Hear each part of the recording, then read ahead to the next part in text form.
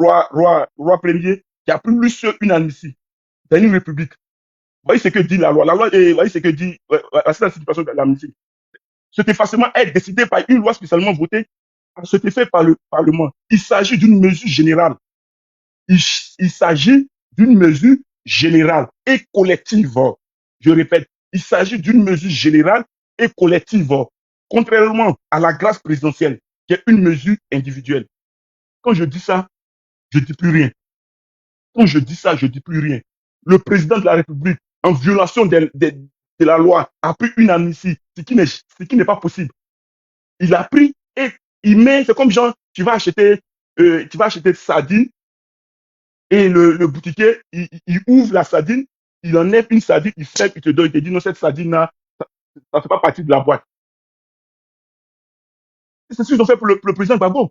Il prend une amnistie, les accusés, les catinants qui sont les braqueurs même, qui avaient les fusils pour braquer, eux, ils sont de l'amnistie. Et le co-accusé ou bien le receleur, on l'enlève dans une loi, dans une grâce, dans une loi. C'est tellement, ça seulement ça nous suffit. Mais que la Cour africaine vienne dire que, en attendant de statuer, de mettre le président, nous, on prend cette décision. Maintenant qu'aujourd'hui, elle donne une autre décision, nous aussi, on l'accepte pas. Mais on en prend acte et on verra les démarches à suivre par rapport à cette décision qu'elle a rendue. En tout cas, Lucas, merci. Et je suis vraiment content d'avoir eu 10 minutes. Comme bon live, je suis là et je vais t'écouter. D'accord. Lucas. Merci, Président Parigo, tu peux prendre 5 minutes. J'ai été ok, 5 minutes. Voilà, je veux qu'il ouvre son micro et je vais lui poser une question. On va faire petit poteau. S'il vous plaît, monsieur. Voilà. Est-ce que vous pouvez... Voilà. Entre le président de la République et le juge, qui nomme qui? Comment? Entre le président de la République et le juge, qui nomme qui? Mais les juges ne sont pas eux tous nommés. Hein. Monsieur, je repose encore ma question. Entre le président de la République et le juge, qui nomme qui? C'est le président. Voilà. Si c'est le président qui nomme, est-ce que celui que tu as nommé peut être ton patron? Il peut être ton chef? Il peut être au-dessus de toi? Non. Ok. Merci pour votre réponse. Vous savez, il faut que vous-même, vous ne pouvez pas vouloir la République et puis ne pas accepter son fonctionnement. Ok? On dit le président de la République est le garant des institutions républicaines. Ok? Le président de la République, c'est lui qui nomme les juges. Il nomme aux fonctions civiles et militaires. Il nomme le Premier ministre. Il nomme les membres du gouvernement. Est-ce que vous comprenez? Oui. Donc, je ne sais pas quand j'ai fait mon explication. Qu'est-ce que vous avez compris? Qu'est-ce que vous avez compris? Le président de la République est le seul dans notre démocratie qui peut annuler une décision de justice par un décret. C'est-à-dire le président de la République, dans notre démocratie, a ce qu'on appelle le pouvoir discrétionnaire. Quand la justice, le juge a fini de condamner, c'est le président de la République qui peut dire, bon, tu es gracié. C'est le président de la République qui peut soumettre. Et quand vous parlez d'ordonnance d'amnistie, vous savez, vous avez des gens à l'Assemblée nationale et vous ne disent pas la vérité. Et c'est ça que je trouve dommageable. Quand tu dis le président, lui seul a pris une ordonnance d'amnistie. Mais c'est le Parlement qui a conféré au chef de l'État le pouvoir de prendre des décisions par ordonnance. Demandez à vos députés qu'ils vous disent la vérité. Depuis quand une loi d'amnistie est dite par le président? Monsieur, l'ordonnance que le président a prise là, c'est l'Assemblée nationale qui lui a permis de prendre l'ordonnance. Donc, quand le président prend l'ordonnance là, avec l'accord du Parlement... Fils d'un homme, je te reprends rapidement. C'est parce que le Parlement a validé. C'est parce que le Parlement a voté. Quand on dit le Parlement, est-ce que vous voyez? Président, je vais te poser une question. Oui, allez-y. qu'est-ce que le principe de séparation, je vais parler. de séparation de Attends, mon pouvoir? frère. Joël, attends 2 minutes. Donc, Joël. majesté. Oui, comment tu vas? Oui, ça va. Et toi? Voilà. Mon frère Joël, je sais pas, tu m'en dis que ça a changé, mais en son temps, il y a ce qu'on appelle la loi d'habilitation. Il faut aller chercher ce qu'on appelle une loi d'habilitation. Et dans cette loi d'habilitation, ça fait partie du Parlement, où à un moment donné, le Parlement décide de donner certaines prérogatives au président de la République. Tu vois, cette loi d'habilitation-là, c'est une loi qui est votée par le Parlement qui autorise le gouvernement à prendre des ordonnances, c'est-à-dire des mesures relevant normalement du domaine de la loi pour une durée limitée et un objet précis. Et elle permet au gouvernement d'intervenir dans le domaine législatif par le biais d'ordonnances en lieu et place du Parlement. Donc, souvent, quand vous venez sur le Parlement, faites attention à ce que vous dites. Parce que Bédier, Père à son âme, a dit, ayez pitié des gens qui vous écoutent. Merci, j'en ai fini. Lucas, je suis en bas. Si la question est remontée. D'accord. Omo, merci beaucoup. En fait, je ne voulais pas expliquer dans les... Non, s'il vous plaît. Ma question, j'ai une question. Moi, je poser la question. Non, calmez-vous, vous allez poser la question. J'ai dit, je ne voulais pas parler d'habilitation. Je ne voulais pas parler de gros mots pour ne pas que la compréhension soit difficile. J'ai voulu parler en français simple. Que le Parlement a conféré une partie de son pouvoir au chef de l'État pour gouverner par ordonnance dans une période donnée. Ça, c'est la première préoccupation. La deuxième préoccupation, vous avez dit que le président Gbagbo est co-accusé. Mais il a dit dans la même ordonnance-là que les personnes qui sont en procès, devant des cours internationaux, ne sont pas prises en compte parce qu'ils sont en procès. Est-ce que vous comprenez? Parce qu'ils sont en procès. Ça fait rien. Bon, si ça fait rire, c'est pas la peine de rester sur le panel. Monsieur. Non, j'arrive. Mon intelligence refuse même mon intelligence refuse, au fait. Oui, s'il vous plaît. Au fait, c'est pour ça, vous voyez, on est face à l'histoire. Moi, je me prononce sur des faits que vous relevez. Je ne suis pas là pour dire c'est normal ou c'est pas normal. D'accord. Est-ce que vous comprenez? C'est-à-dire quand vous ne comprenez pas quelque chose, quand on vous apporte la réponse, vous ne voulez pas. Alors que quand cette décision d'habilitation, le Parlement prenait là, vos députés là, ils étaient là-bas. Je ne pense pas. Bon, même s'ils ne sont pas là, ils sont informés parce qu'ils ont les archives de l'Assemblée. OK? Donc, on ne peut pas habiliter le chef de l'État sans l'aval de la majorité des parlementaires.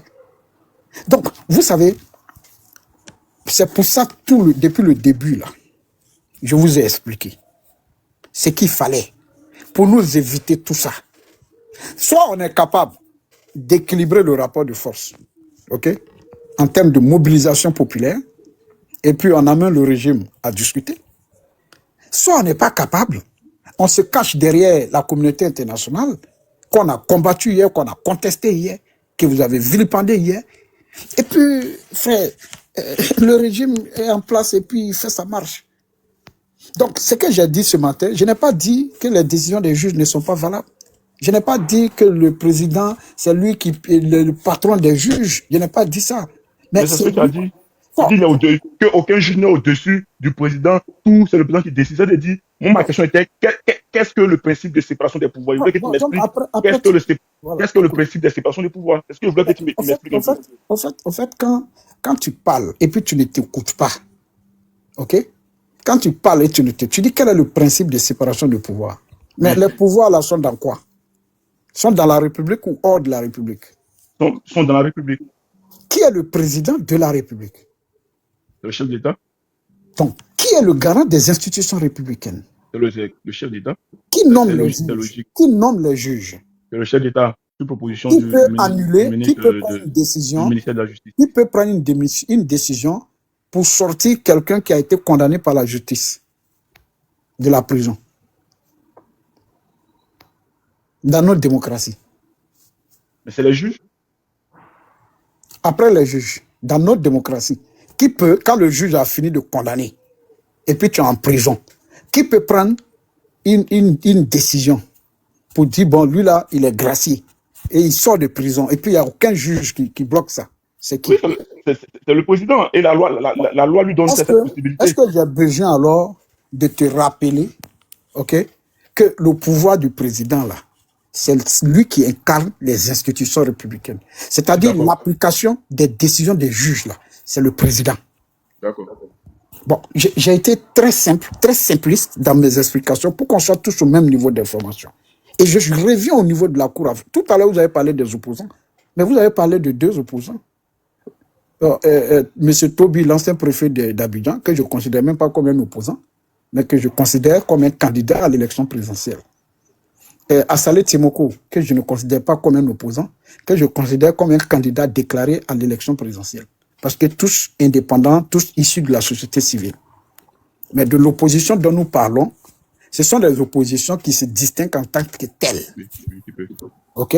Mais vous n'avez pas voulu en parler. Vous n'avez pas voulu en parler. Frère, revenons sur terre. Et si on revient sur terre, on va se rendre à l'évidence de ce qui est en train de se passer autour de nous. Parce que ce qui va se passer, c'est qu'en 1995, le président Gbagbo et Alassane Ouattara et tous les autres que vous connaissez ne sont pas allés à l'élection présidentielle. Bédié est parti avec Vaudier. Et l'élection s'est passée. En 2020, le PDC a aligné 5 candidats. Alassane Ouattara, candidature rejetée. Les 5 candidats du PDCI rejetés. La Côte d'Ivoire est là aux élections. Ok? Je reviens encore en 2005. Il n'y a pas eu d'élection présidentielle en Côte d'Ivoire. Le pays a été gouverné par des arrangements politiques. Qui était le président de la République? C'était qui? Laurent Gbagbo. Et l'élection a eu lieu qu'en 2010. C'est-à-dire il a fait 2 mandats sans même aller aux élections. Je vous ai donné l'exemple des pays autour de nous, les pays de l'AES. Même la Russie, ça fait comme on dit les présidents à vie. Est-ce que le monde s'est arrêté parce qu'il n'y a pas eu bonne élection dans tel pays? Vous savez, l'opposition qui est là, les antagonismes là sont tellement forts, ok, qu'ils n'ébranlent pas le régime qui est en place. Ok? Et pour ébranler le régime qui est en place là, mais il faut équilibrer le rapport de force populaire. Mais c'est pas c'est-à-dire c'est pas Gbagbo. Donc tu veux que l'opposition prenne les armes vous voyez, c'est parce que c'est ça qui est dans votre tête. Mais on n'a pas. Si vous refusez d'aller au dialogue, et comme vous le dites, qui refuse d'aller au dialogue?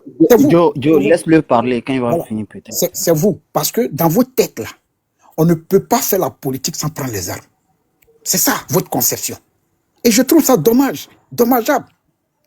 Est-ce que vous comprenez? Frère, on peut aller à une élection, la perdre, et puis se restructurer, se réorganiser. On peut éviter les pièges.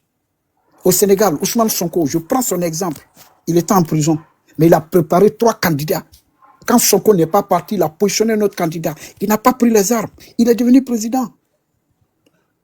C'est en fonction des moyens dont dispose le parti au pouvoir que l'opposition s'organise. On n'a pas besoin. Moi, je ne crois pas. Et moi, je ne suis pas j'ai pas suivi Guillaume Soro pour mettre dans ma tête que, pour que nous, on accède au pouvoir, là, il faut les armes. Parce que je le dis toujours, la guerre, c'est la plus mauvaise chose. La guerre, c'est pas une bonne chose. Donc, il faut enlever ça de ton vocabulaire. Répète ça encore, président. Répète encore, président. Ça, il faut répéter pour tout le monde. Ce pays-là. Il faut répéter encore. Voilà, ce pays-là n'a pas besoin de ça. On n'a pas besoin. Hé, frère, ça fait des années, nous, là, on parle. Moi, je veux qu'on parle. Je veux c'est-à-dire qu'on soit dans l'argumentaire. Je veux qu'on mobilise les gens avec notre bouche. Pas dans le mensonge, pas dans la manipulation, pas dans le programme, pas dans l'opposition, pas dans le sectarisme, dans l'ethnocentrisme. Je veux qu'on parle. C'est-à-dire le projet, le programme, les réalisations du pouvoir, là. Il y a tellement de choses à dire. Mais ça ne vous intéresse pas. Quand on parle, qu'est-ce que vous voulez faire? Qu'on n'a qu'à prendre les armes. Parce que quand on a ces limites... Président Parigo, 1 minute pour chuter. Okay, merci beaucoup. Quand on a ces limites-là, c'est là on parle, vous parlez, on parle de ça. Mais vous êtes à vos limites. Reconnaissez que on est arrivé, on a plus de solution, frère. Parce que je vais vous dire une chose. Il faut une restructuration. Il faut une régénération de cette opposition politique parce qu'elle n'est pas une alternative. Pour qu'elle soit une alternative là, elle n'est même pas capable d'affirmer son unité. Le président Bédié a réussi par le passé, il n'a pas pris les armes. Le président Bédié là a réussi à réaffirmer l'unité d'action de l'opposition politique en Côte d'Ivoire. Le président Bédié a réussi à le faire. Moi-même là, j'ai soutenu le président Bédié. Est-ce que vous comprenez? Mais ce n'est pas ceux qui sont là. Les antagonistes sont trop forts. Blé Goudé s'entraide, Afinguessan s'entraide, Simone Babo, ceci, Soro Guillaume, c'est un rebelle, lui là, c'est un ta. Mais à quel moment vous allez finir et puis vous être conscient que vos leaders, même que vous voulez qu'ils soient candidats, ils ne sont pas sur la liste électorale? Donc à un moment donné, il faut arrêter de jouer avec la sensibilité des gens et accepter qu'il y a quelqu'un qui est plus fort que toi. Ça ne veut pas dire qu'il sera plus fort tous les jours que toi. Un jour aussi, il sera faible. Comme hier, il a été faible. Aujourd'hui, il est fort. Ça, ce n'est pas un débat, frère. Revenons dans le débat politique. Posons les arguments de droit. Il y a tellement de mots, il y a tellement de messages à donner pour que la population puisse intégrer le message politique de l'opposition que de rester dans ces histoires. Vous voulez qu'on prenne des armes. Et c'est avec beaucoup de déception que j'entends ces genres de mots chaque fois quand vous êtes coincé. C'est un aveu d'impuissance, frère. C'est un aveu d'impuissance. Je m'arrête là. Merci. Merci beaucoup. Merci beaucoup. Monsieur Ambe Zebreté. Mon nom va te faire. Mon nom va te Zebreté. Ok, c'est un Zebreté. Ambre Zebreté. C'est Ange Zebreté. Mais j'ai fait ça en mode truc. Ok. Ah, donc d'accord. C'est Ange Zebreté. Allez-y. Ok. Je remercie tous ceux qui sont sur le panel, ceux qui nous suivent. D'abord, Parigo a parlé en deuxième position comme sa propre personne. Premièrement, quand il est venu, il a parlé comme un revanchard, puisqu'il venait d'un panel où ils lui ont traité d'autres nationalités. Donc, tout ce qu'il disait en premier lieu, je pense que ça n'avait pas de fondement. Voilà. Maintenant, quand Parigo prend la parole pour nous dire que le PPAC et le GPS veulent s'associer, moi, je pense que Laurent Gbagbo a lancé un appel à Benoît. Il n'a pas pointé du doigt un parti politique. Ceux qui se sentent concernés par cet appel ont manifesté...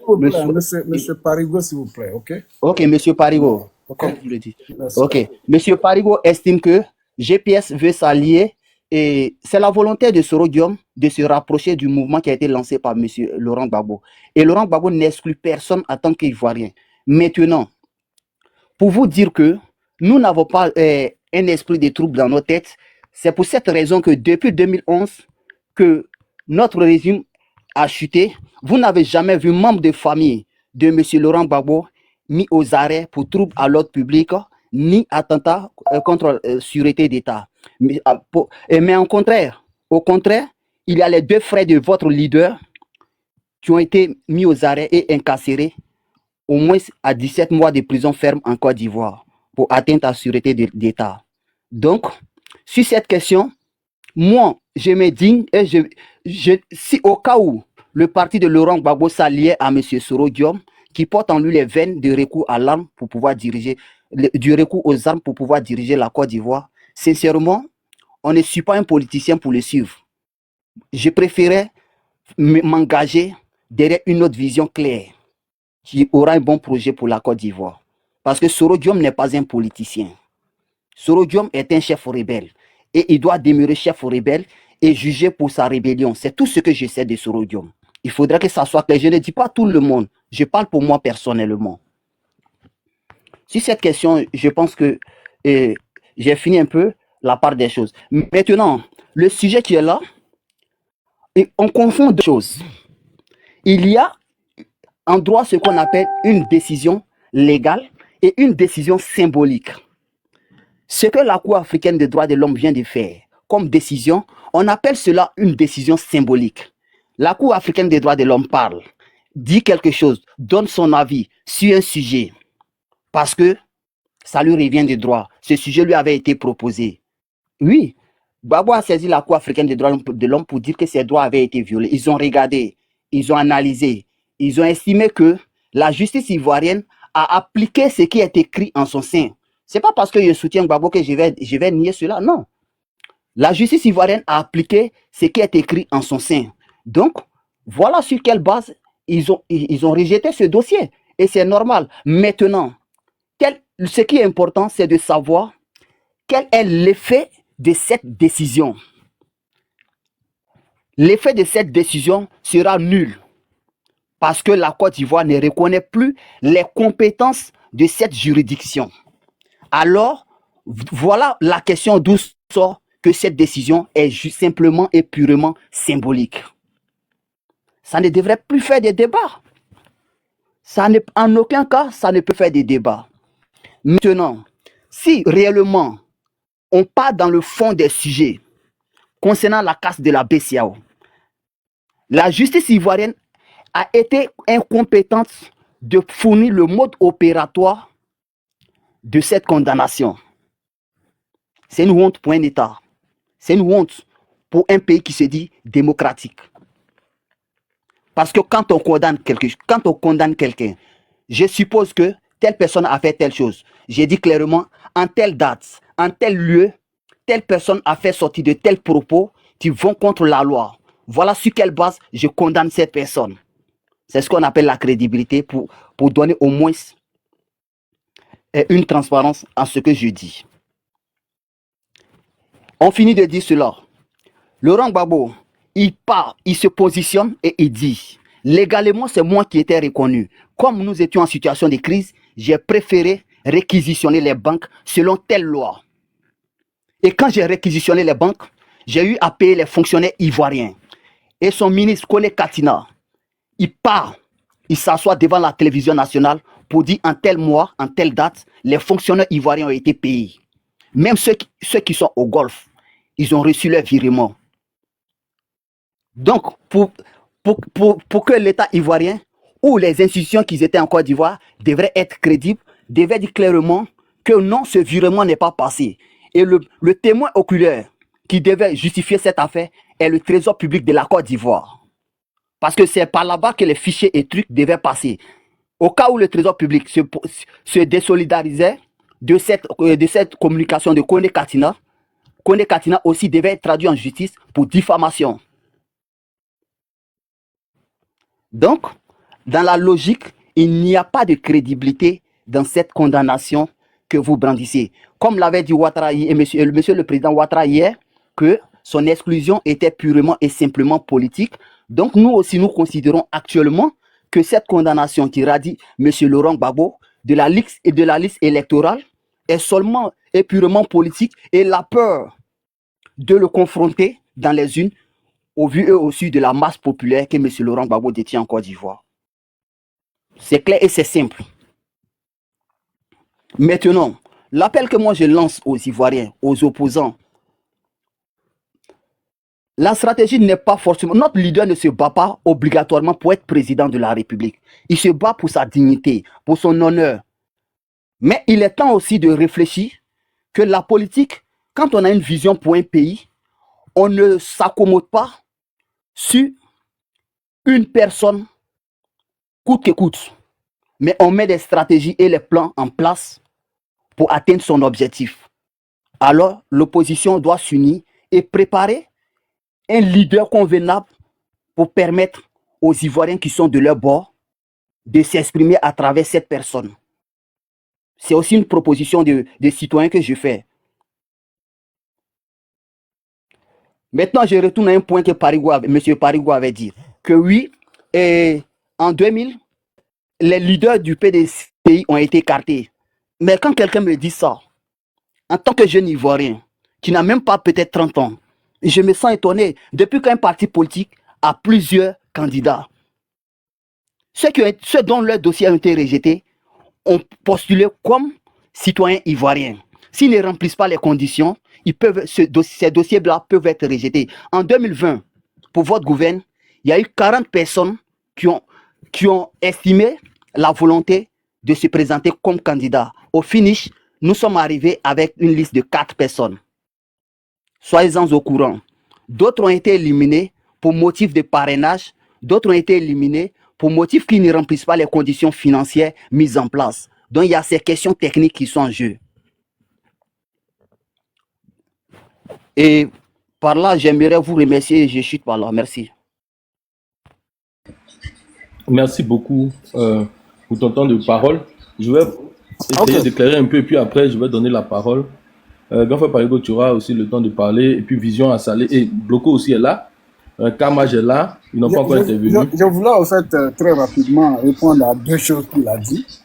Voilà. Ok, vas-y. Voilà, merci. Je te donne 5 minutes. Parce que je suis complètement dépassé par ce qu'il a dit. D'abord, je ne suis pas quitté fâché sur un panel pour arriver sur ce panel. Moi, me dire que je suis guinéen, là, c'est la plus grande joie que je peux avoir dans ma vie. Moi, je ne suis pas comme vous, hein, qui refusez d'avoir des origines libériennes. Moi, ce n'est pas mon cas. Et je le dis encore sur ce panel. Origine en Guinée, au Mali. Joseph, je vais prendre ta place. Tu fais ta demande, s'il te plaît. Ça, quand quelqu'un le dit, je le dis d'abord merci pour ce qu'il a dit. Je veux que vous l'intégriez. Le jour où vous allez intégrer ça, vous et moi, on va se comprendre. Ça, c'est la première réponse que je donne. Deuxièmement, c'est que vous avez dit des choses que vous-même, vous ne maîtrisez pas.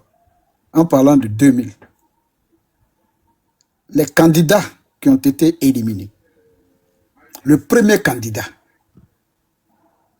du PDCI, le candidat officiel et le candidat très officiel du PDCI RDA, c'est l'ancien président de la République, Aimé Henri Konan Bédié. Sa candidature a été rejetée. Il était président de la République, il a fait l'objet d'un coup d'État militaire. Il n'y avait aucune raison que sa candidature soit rejetée, mais ça a été rejeté. Et 5 cadres du PDCI, je vais vous citer 2 noms qui sont les plus célèbres parmi les 5. L'amiral Lamine Fadiga et Émile Constant Bombé. Maintenant, s'ils ne sont plus PDCI ou ils n'ont jamais été PDCI, ou bien c'est toi, en tant que jeune qui n'a pas l'information qu'ils sont PDCI, RDA, et que c'était la stratégie Sonko qui était en marche, si toi tu n'as pas compris, je profite pour te donner cette information. Sonko était le candidat officiel de son parti. Il savait que sa candidature n'allait pas être validée. Donc, il a présenté d'autres candidats. Donc, il y a des débats de grâce. Il y a 900 personnes connectées. Regardez le niveau du débat. Venez pas nous distraire. Venez pas nous distraire. Vous savez, vous parlez des choses que vous ne maîtrisez pas sur cette décision. Qu'elle soit symbolique, qu'elle soit juridique. Est-ce que ça fait revenir Laurent Gbagbo sur la liste électorale? Voici le vrai point. Est-ce que ça va le réinscrire sur la liste électorale? Je dis non. Maintenant, tu as dit des choses concernant le président Guillaume Soro. Je n'ai pas envie de te répondre parce que mon premier palabre avec mes contemporains, mes ex-camarades, et c'est la même chose qui arrive à Kokora. C'est la même histoire que Kokora vit. L'un des défenseurs acharnés du président Ouattara du RHDP, que j'ai connu. Parce que la plupart d'entre vous, c'est maintenant vous avez connu. Même ceux qui sont RHDP ont connu Kokora. Moi, je le connais depuis. Mais c'est dans des débats où il défendait le RHDP et son président. C'était d'abord en radio. Après radio, on est passé en modo vision. Et là où il a mis le niveau du débat aujourd'hui, de la communication aujourd'hui, là, aujourd'hui, il passe sur les chaînes. Mais c'est le moment là que certaines personnes trouvent pour s'attaquer à lui. Je comprends pas. Et au moment, Parigo cherche à protéger son leader, à protéger GPS, à rehausser le débat, à répondre au pro-Babo, comme tu l'as fait tout à l'heure, en criminalisant le président de GPS. Quand je réponds, ce n'est pas PPACI qui m'insulte. Hein. C'est ceux qui sont à GPS. Et il y a une dame que j'aime paraphraser, qui m'a dit, que tu as dit, que si Gbagbo, que les gens de Gbagbo disent, que s'ils prennent le pouvoir, qu'ils vont se venger des Djoula. J'ai dit oui. J'ai dit oui, j'ai dit ça. Et la dame me dit, et alors? Elle dit, et alors? Vous savez ce que ça veut dire? C'est très profond. Vous avez dit que le président Gbagbo a lancé un appel à Bonois. Et que si le président Guillaume Soro dit, le GPS dit, ils vont dans cet appel-là. Quel est le problème? Vous savez, je n'ai pas encore vu une déclaration du président Guillaume Soro où il répond à l'appel de Gbagbo. Je n'ai pas encore vu. Ça, c'est un. Deuxièmement, je n'ai pas encore vu le GPS en train de signer quelque chose avec Gbagbo et le PPACI. Je n'ai pas encore vu. Peut-être si tu l'as, s'il te plaît, envoie-moi une box. Le jour où je vais voir là, je vais donner ma posture, ma position là-dessus. Mais pour le moment là, je te dis que c'est comme un non-événement. Le jour où ça va arriver, on va se retrouver ici, puis on va tirer encore les conséquences de tout ça. Donc, voilà ce que je tenais à te dire, frère. Merci. Merci beaucoup. Merci beaucoup, Président Parigo. Merci beaucoup. Tapoter, partager le live. Je vais intervenir rapidement et puis donner il y a le sage qui a monté, Vision à Salé aussi est là. Bloco n'a pas encore parlé. Kamaj. On va réduire un peu le temps, peut-être à 7 minutes pour que tout le monde puisse intervenir rapidement. On continue de tapoter, on continue de partager le live, s'il vous plaît. EMCI fort, merci. Vous savez, moi, je vais vous dire quelque chose aux 900 personnes qui sont présentes. C'est pour ça que on a décidé de créer EMCI. Parce que ça devient trop grave. Ça devient grave. Moi, je parle, depuis tout à l'heure, je parle avec les textes de loi, avec les articles. Mais on a vu des gens qui sont venus parler. Ils n'ont même pas cité de textes de loi, ils n'ont pas cité d'articles, ils n'ont rien cité. Ils ont parlé que sur leur ressenti propre. Sur leur ressenti propre. Qu'est-ce qu'ils ressentent, qu'est-ce qu'ils veulent. Non, c'est pas comme ça qu'un État fonctionne. Un État, on vote des lois, c'est pour les faire appliquer. On ne peut pas voter les lois et puis dire non, on ne regarde plus les lois, on applique ce qu'on veut. Non, on a décidé de se mettre ensemble. Et puis, bon, c'est devenu un pays, c'est devenu la Côte d'Ivoire. Maintenant, on vote des lois. Ces lois qu'on vote là, mais c'est pour les appliquer. C'est pour les appliquer. Mais si on ne veut pas appliquer les lois là, on fait comment? On fait comment? Ok, on va aller. Moi, la Constitution, en son article 54, écoutez-moi très bien. Je vais développer rapidement pour laisser les autres parler. En son article 54, on laisse d'abord l'article 55. L'article 54. Le président de la République est le chef de l'État. Il incarne l'unité nationale. Il veille au respect de la Constitution. Écrivez ça bien, gardez d'abord quelque part. L'article 54. Il veille au respect de la Constitution. Je répète, l'article 54 de notre Constitution. Et cet article n'a pas changé. Même dans la Constitution de 2016, cet article, il existe toujours. Il existe dans la Constitution de 2020, il existe dans la Constitution de 2016, de novembre 2016. Le président de la République est le chef de l'État. Il incarne l'unité nationale. Il veille au respect de la Constitution. Il assure la continuité de l'État. Il est le garant de l'indépendance nationale, de l'intégrité du territoire et du respect des engagements internationaux. Voici les qualités du président de la République. L'article 55 dit quoi? L'article 55 dit: le président de la République est élu pour 5 ans au suffrage universel direct. Il n'est rééligible qu'une seule fois. Il choisit un vice-président de la République en accord avec le Parlement. Le candidat à l'élection présidentielle doit jouir de ses droits civils et politiques. Le candidat à l'élection présidentielle doit jouir de ses droits civils et politiques. On va aller maintenant sur la condamnation de Laurent Gbagbo. Je sais qu'il y a beaucoup qui le soutiennent, mais qui n'ont pas la décision de condamnation de Laurent Gbagbo. Moi, je vais vous dire, allez faire la demande au tribunal de première instance d'Abidjan, et vous aurez la décision. Que dit la décision? Jugement d'itératif défaut, numéro 5200/2019. Je reprends. Jugement d'itératif défaut, numéro 5200/2019, du 29 octobre 2019. Le tribunal de première instance d'Abidjan. Chambre correctionnelle. Allez-y chercher la décision. Parce que, bon, il y a beaucoup qui n'ont pas la décision. Et puis qui débattent. Ok. La date du jugement, le 29 octobre 2019. Jugement par itératif. Donc ça, c'est le type de jugement. Jugement par itératif défaut. Arrêtez de m'appeler, s'il vous plaît. Je vous réponds tout à l'heure. Jugement par itératif défaut. Ça, c'est le type de jugement.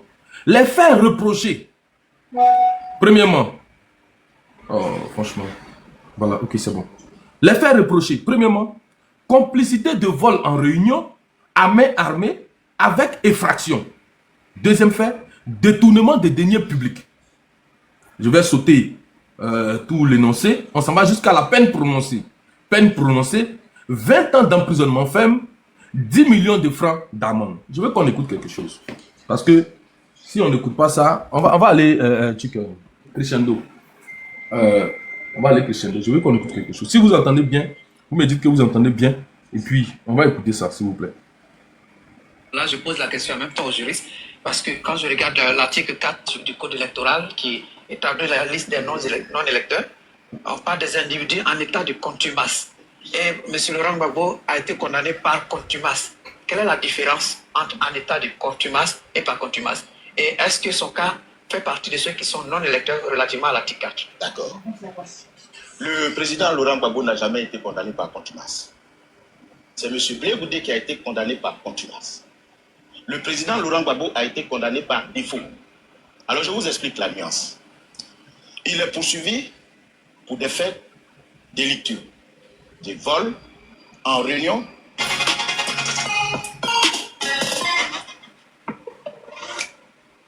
ChatGPT reçoit 123 millions de visites par jour et la plupart des gens l'utilisent encore comme un jouet. À main armée avec effraction. Finalement, il y a eu une réqualification. Il s'est rendu donc complice de ces faits.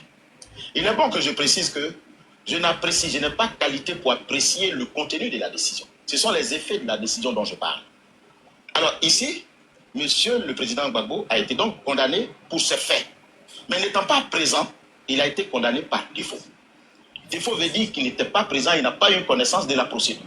Donc c'est une faculté, c'est un droit qu'on lui reconnaît d'exercer une voie de recours supplémentaire. Parce qu'en principe, quand une décision est rendue, si elle est contradictoire, elle court à partir de son prononcé. Et vous n'avez qu'une seule voie, c'est-à-dire l'appel. Alors si la décision est rendue par défaut, en plus de l'appel, vous avez l'opposition. L'opposition qui signifie que vous demandez qu'on reprenne le procès parce que vous n'étiez pas présent. Donc la décision qui a été rendue par défaut devient caduque. Fort de cela, à l'occasion du procès de monsieur le président Gbagbo, son avocat, Maître Bobré Félix, a saisi le tribunal d'une opposition. C'est-à-dire qu'il demande à ce que le procès soit repris.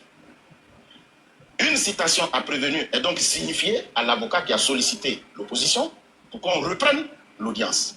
Et à cette audience, le prévenu ne comparaît pas ni ses avocats. Ce qui amène le juge à prononcer un jugement d'itératif défaut. Qui signifie quoi? Qui signifie que tu m'as demandé de reprendre l'audience, le procès, parce que vous n'étiez pas présent, j'ai repris l'audience, tu n'es pas non plus venu pour la deuxième fois. Donc je rends une décision d'itératif défaut. Mais quel est l'intérêt du jugement d'itératif défaut? Il emporte deux conséquences. La première, c'est que la décision par défaut contre laquelle vous avez formé opposition va s'appliquer à vous. Et la deuxième, c'est que vous n'avez plus de voie de recours d'opposition, il reste seulement que l'appel. Et l'article 560 dit que si un jugement est rendu par défaut, est rendu par itératif défaut, le délai d'appel court à compter de la signification. Alors, fort de cela, le procureur de la République, qui est chargé de l'exécution des décisions de justice, va commettre un huissier, qu'on appelle aujourd'hui commissaire de justice, à l'effet de signifier cette décision qu'on appelle le jugement d'itératif défaut au prévenu. Il se rend à son domicile. Tout ceci est contenu, bien entendu, dans un procès verbal dressé par le commissaire de justice qui fait foi jusqu'à l'inscription de faux. C'est pour ça que je m'en sers. Ok. C'est un peu long. On ne va pas terminer ça. Mais vous avez compris que la décision a été rendue par itératif défaut. Je voulais étayer mes propos avec les propos du président de la CEI. La peine prononcée, c'est 20 ans d'emprisonnement ferme et 10 millions de francs d'amende. Que disent nos lois? Que disent nos lois? Ok. On va partir automatiquement sur l'ordonnance. L'ordonnance numéro 2020-356, autant, nouveau code électoral, en son article a dit, ne sont pas électeurs les individus frappés d'incapacité ou d'indignité, notamment les individus condamnés pour crime, les individus condamnés à une peine d'emprisonnement sans sursis pour vol, escroquerie, abus de confiance, détournement des deniers publics, faux usage de faux, corruption et trafic d'influence, attentat aux mœurs. Les faillis non rétablis, les individus en état de contumace, les interdits, les individus auxquels les tribunaux ont interdit le droit de vote et plus généralement ceux pour lesquels les lois ont édicté cette interdiction. On continue. Une fois que ça c'est dit, on revient maintenant sur la décision dont vous parlez. Et on va parler de ça. Je vais parler de ça rapidement. La décision de la Cour africaine des droits de l'homme et des peuples de 2020. Qu'est-ce qu'elle dit? Je lis la décision pour ne pas que... C'est la décision sur l'affaire Laurent Gbagbo, République de la Côte d'Ivoire. Requête numéro 025 2020. Voilà. Ordonnance du 25 septembre 2020. Donc, ordonnance mesure provisoire du 25 septembre 2020. Qu'est-ce que la Cour demande à la Côte d'Ivoire? La Cour demande à la Côte d'Ivoire, ordonne à l'État défendeur de suspendre la mention de la condamnation pénale du casier judiciaire du requérant jusqu'à ce que la Cour se prononce sur le fond de la requête principale. Voilà la demande. Voilà, Daouda. Attends. Hey, pardon, Daouda, Oui. pardon. Désolé, attends. Oui. J'essaie de régler. Attends, président Parigo, il a réglé un problème rapidement. J'ai oublié de régler ça hier. Oui, règle, je prends la parole pour expliquer que... Lucas, on peut te faire motion. Oui, attendez, s'il vous plaît, attendez. Calmez-vous. Attendez, s'il vous plaît, ça sera réglé en une seconde. On est en train de me menacer là. Oui, Ok. le temps Ok, c'est bon. C'est bon. Je vais terminer rapidement et puis je vais vous donner la parole. Aujourd'hui, voilà, je vais terminer rapidement et je vais vous donner la parole. Ok. Donc, cette décision, cette ordonnance demande à l'État de Côte d'Ivoire de suspendre la mention de la condamnation pénale du casier judiciaire du requérant jusqu'à ce que la Cour se prononce sur le fond de la requête principale. Président Parigo, ton micro, s'il te plaît. Deuxièmement, prendre toutes les mesures nécessaires en vue de lever immédiatement tous les obstacles empêchant le requérant de s'enregistrer sur la liste électorale. Troisièmement, faire un rapport à la Cour sur la mise en œuvre des mesures provisoires ordonnées dans la présente décision dans un délai de 15 jours à compter de la date de sa réception. On est d'accord sur ce que la Cour a demandé à l'État de Côte d'Ivoire. Maintenant, là où se trouve le problème, c'est que cette décision-là, provisoire, est-ce qu'elle peut être appliquée en Côte d'Ivoire sans modifier notre constitution? Parce que on ne peut pas faire de quelqu'un candidat alors que la constitution en son article 55 dit que celui qui ne jouit pas de ses droits civils et politiques ne peut pas être candidat. C'est ce que notre constitution dit. Et notre constitution dit que le président, il est garant de l'application de notre constitution. Donc, il est garant de la constitution ivoirienne. Maintenant, la Cour nous demande de tout faire pour que quelqu'un soit candidat, pour que quelqu'un puisse candidater. Ça va maintenant en inadéquation avec notre constitution. Qu'est-ce qu'on fait? Qu'est-ce qu'on fait? Cette décision donc est inapplicable. La Côte d'Ivoire envoie un courrier à la Cour africaine des droits de l'homme et des peuples pour leur demander, vous nous avez transmis un document, une ordonnance, vous nous ordonnez de faire quelque chose. Maintenant, nous on veut savoir comment on applique cette décision. La Cour qui répond, nous c'est pas à nous de vous dire comment on devait appliquer cette décision, débrouillez-vous mais appliquez la décision. Alors que c'est une décision provisoire. Mais je vais vous dire là où est le piège ou bien là où est le problème sur cette décision. Je vais vous expliquer là où est Daouda, tu vas monter. Ok, Daouda, tu vas monter. Vision Assalé, refais ta demande rapidement. Je te prends tout à l'heure. Je vais faire monter Daouda rapidement.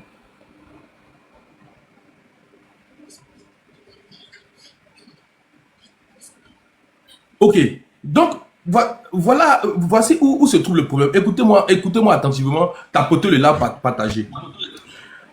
C'est que l'application provisoire de cette décision ne pouvait plus être rétroactive. C'est-à-dire si l'État de Côte d'Ivoire appliquait cette décision provisoire, même aujourd'hui, avec la décision définitive, on ne peut plus retirer le nom de Laurent Gbagbo sur la liste électorale. C'est impossible. On ne pouvait plus retirer le nom de Soro Guillaume sur la liste électorale. La Côte d'Ivoire ne pouvait pas le faire. Parce que pour pouvoir remettre le nom de Laurent Gbagbo sur la liste électorale et pour pouvoir remettre le nom de Soro Guillaume sur la liste électorale, il faille d'abord que le président de la République prenne une ordonnance d'amnistie. Parce que le casier judiciaire est déjà entaché. Ils ont déjà été condamnés et puis la condamnation était devenue définitive. Donc lui, il devait prendre une ordonnance d'amnistie. La question que je te pose, est-ce qu'il y a une loi qui oblige le chef de l'État à prendre une loi d'amnistie? Est-ce qu'il y a une... Jamais. Il n'y a pas de ça. C'est sa volonté personnelle. C'est du ressort du simple c'est de son chef. C'est de son propre chef qui peut prendre une ordonnance. Sinon, aucune loi ne l'oblige à prendre une ordonnance d'amnistie. Donc, Lucas, pour pouvoir... Lucas, pardon. Oui. Je vais poser ma question parce que ça rentre déjà dans ton explication pour qu'on gagne en temps. Vas-y rapidement pour ta question. Ok. Maintenant, on conçoit M. Laurent Gbagbo comme étant complice des faits. Maintenant, selon l'article 10 du Code pénal ivoirien, quand on amnistie des personnes, des personnes point fait. Donc, étant complice aussi, il devrait être amnistié. Sauf s'il y a un cas contraire. Mais ce cas contraire-là, à l'article 2 de notre code pénal, on dit que tous les Ivoiriens sont égaux. Donc, à quel moment M. Laurent Gbagbo est soustrait de ceux qu'on devait amnistier et que lui seul, il n'est pas amnistié? C'est ce que je veux savoir. Selon quel article de la Constitution? Ok. Code de procédure pénale de Côte d'Ivoire. Est-ce que tu lis, Loi. est-ce que tu as pris le temps, est-ce que tu as pris le temps au moins de lire au moins la loi qui a amnistié Katina, la loi qui a amnistié tous ceux qui ont bénéficié de la loi d'amnistie là? Parce que si tu lis cette loi, ils ont dit tous ceux qui sont là, ils sont amnistiés. Mais ceux qui sont devant d'autres juridictions là, et puis ceux qui ont fait crime de guerre là, ils sont pas dedans. Mais est-ce que tu as pris le temps de lire ça au moins? Mais je vais lui répondre. Non, en fait, y a pas, je ne vais pas aller loin. Je dis, j'ai le code de procédure pénale de Côte d'Ivoire, loi numéro 2018-975 du 27 décembre 2018, portant code de procédure pénale, disposition préliminaire, disposition générale, article 10. Tu as cité l'article 10. La partie qui a exercé son action devant la juridiction civile compétente ne peut la porter devant la juridiction répressive. Il n'en est autrement que si celle-ci a été saisie par le ministère public avant qu'un jugement sur le fond ait été rendu par la juridiction civile. Je ne vois pas en ton article 10 où est mentionné. Tu es là, l'article 10 de quoi? Du code de procédure pénale de la Côte d'Ivoire. Oh, moi aussi, j'ai ça aussi devant moi ici. Bon, donne-moi cette loi numéro quoi? Tu dis loi numéro tant. Faut dire. Écrit. Parce que ce qui est devant moi, voilà. C'est loi numéro 2018-975 du 27 décembre 2018 pendant code de procédure pénale. Bon, donne-moi ta loi, je vais lire.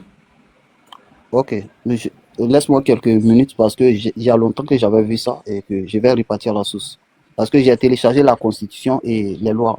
Je vais repartir la source rapidement et te revenir. Ok. Donc, d'accord. On attend que tu nous reviennes pour la loi. On reste scotché. On reste scotché à toi. Non, mais... c'est vraiment, Lucas, c'est dur. C'est dur. C'est dur même. C'est que j'ai l'impression que tu expliques les choses aux gens, mais ils ne veulent pas comprendre. Les gens sont butés. Ils sont sur leur posture. Parce qu'aujourd'hui, le narratif, depuis très longtemps, c'était oui, la Cour africaine des droits de l'homme et des peuples petits. La Cour africaine des droits de l'homme et des peuples petits. Elle a donné son arrêt définitif maintenant. Maintenant, tout est mélangé. Regarde, soyez un peu sérieux, Joe. Ça, c'est fini, c'est bouclé. Essayons d'avancer sur autre chose, trouver une autre solution. Mais est-ce que pour toi, cette décision non, Amber, ça moi je supporte pas. Tu as dit tu t'en vas chercher l'article, tu vas venir. Pardon, mon frère. On a commencé le débat, c'est bien que je suis en train de parler. Voilà, c'est pas parce qu'il attend de parler. Voilà. Attendez, je risque d'être impoli là. Le mec il nous dit qu'il a ça sous ses yeux et là il doit aller chercher maintenant. Non, faut pas, c'est comme ça, faut pas te presser, faut laisser. Faut pas t'énerver. Voilà, faut pas t'énerver. Faut pas t'énerver. Faut pas t'énerver. Il va chercher, il va venir. Aller chercher, il va trouver. Voilà. Parce que moi-même, depuis longtemps ici en train de me laver, même j'écoutais ce que vous dites là. Il y a trop d'enfumage ici en fait. Jusqu'à, même quand mon homo, Parigo était en train d'expliquer les choses. C'est que quelqu'un qui ne sait pas c'est quoi on appelle une loi d'habilitation. Quelqu'un qui ne sait pas que l'Assemblée nationale donne ses pouvoirs. Ah, bon, là, vraiment, c'est compliqué. C'est très compliqué. Parce qu'on explique des choses à des gens pour qu'ils comprennent. Mais donc je vais continuer. Daouda reste sur le panel. Quand il va trouver, je vais continuer en attendant qu'il trouve. Donc je continue sur ma lancée pour dire le seul moyen, et il n'y a pas, personne ne vous dira le contraire. Je dis le seul moyen qui était à la disposition de la Côte d'Ivoire. Et justement, c'est pour ça que la Cour africaine n'a pas précisé. C'est pour ça que la Cour africaine n'a pas précisé dans sa réponse à la Côte d'Ivoire comment elle devait le faire. Parce que quand la Côte d'Ivoire a posé la question à la Cour, mais la Cour ne peut pas demander au président de la République de prendre une ordonnance d'amnistie pour qu'un individu soit candidat de manière provisoire. La Cour sait que c'est impossible. Pourquoi? Une fois que tu prends une ordonnance d'amnistie, ça efface le casier judiciaire du citoyen. Donc, lorsque le président de la République allait prendre une ordonnance d'amnistie, le casier judiciaire de Laurent Gbagbo allait être effacé. Maintenant, il pourrait se présenter et être candidat aux élections présidentielles. Maintenant, nous sommes en 2025. Imaginez-vous maintenant, bon, on ne s'imagine pas. Laurent Gbagbo était candidat, considérant que, bon, il n'avait pas gagné les élections face à Alassane Ouattara. Ok. Maintenant, on va prendre les deux cas. Hein. Il n'a pas gagné les élections. On arrive en 2025. Nous sommes prêts à aller aux élections. Et la Cour africaine maintenant envoie une décision pour dire que la Côte d'Ivoire avait eu raison d'enlever le nom de Laurent Gbagbo sur la liste électorale. Moi, je vous pose la question.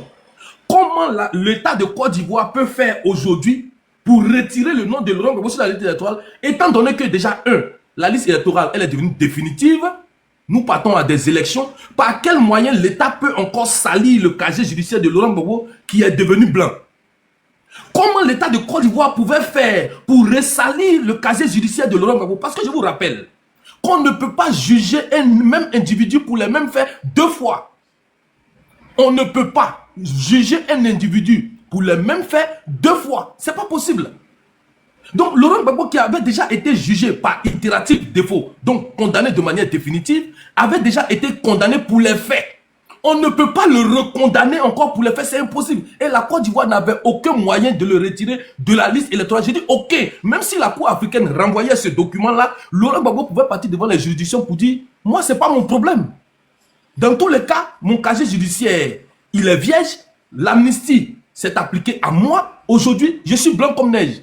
Si la Cour africaine des droits de l'homme estime que vous aviez eu raison, c'était à vous de prendre les dispositions. Aujourd'hui, vous ne pouvez pas faire machine arrière. Et Laurent Gbagbo aurait eu pleinement raison devant le juge. Il va dire, monsieur le juge, moi je m'en vais constater qu'ils ont retiré mon nom sur la liste électorale. Pourquoi? Le juge ne peut pas présenter la décision de la Cour africaine, puisque cette décision qu'on est en train de parler, c'est pour dire que tout s'est bien passé. Mais il va dire, Laurent Gbagbo, et puis ça va dire, mais si tout s'est bien passé, vous-même vous saviez que tout s'est bien passé, pourquoi le président a pris une ordonnance d'amnistie? Ils vont dire c'est parce que la Cour africaine a demandé. Il va dire ok, si la Cour africaine a demandé, donc il faut que le président prenne une contre-ordonnance d'amnistie. Et moi je vous pose la question, est-ce qu'une contre-ordonnance d'amnistie, est-ce que ça existe? Est-ce que quand le président prend une amnistie là, est-ce que vous pensez qu'il peut faire machine arrière? Il n'y a aucune loi en Côte d'Ivoire qui peut faire machine arrière sur une ordonnance d'amnistie. Ça veut dire tu ne peux pas rétrober d'aller sur une ordonnance d'amnistie. Quand tu prends une ordonnance d'amnistie, elle est définitive. Donc aujourd'hui là, Simone Yves Gbagbo, maman Simone Yves Gbagbo qui a bénéficié d'une loi d'amnistie, en Côte d'Ivoire, on ne peut plus la condamner pour ses faits. J'ai dit, aucun président, même si c'est en 2100, en 2200, en 2300, aucun président ne peut revenir pour dire, je vais te condamner sur les faits, parce qu'elle a été amnistiée. Toutes les poursuites contre elle sont annulées. On ne peut pas la poursuivre pour les faits. C'est-à-dire ce qui s'est passé entre 2010 et 2011 là. Même si tu es fâché contre maman Simone Gbagbo, tu ne peux pas la poursuivre en justice. C'est-à-dire, même si pendant la crise, elle t'a giflé, tu ne peux pas partir devant le juge pour dire, ma giflé. On va te dire, le président de la République, garant de notre constitution, a pris une ordonnance. Donc, il a ordonné à nous, les juges, de ne plus la poursuivre pour ces faits-là. Répétez les commentaires, s'il vous plaît. De ne plus la poursuivre pour ces faits. Donc, c'est pas possible. Je dis, et je répète, je vais chuter là-dessus pour donner la parole à mes invités. Les gars, remettez les commentaires là, s'il vous plaît.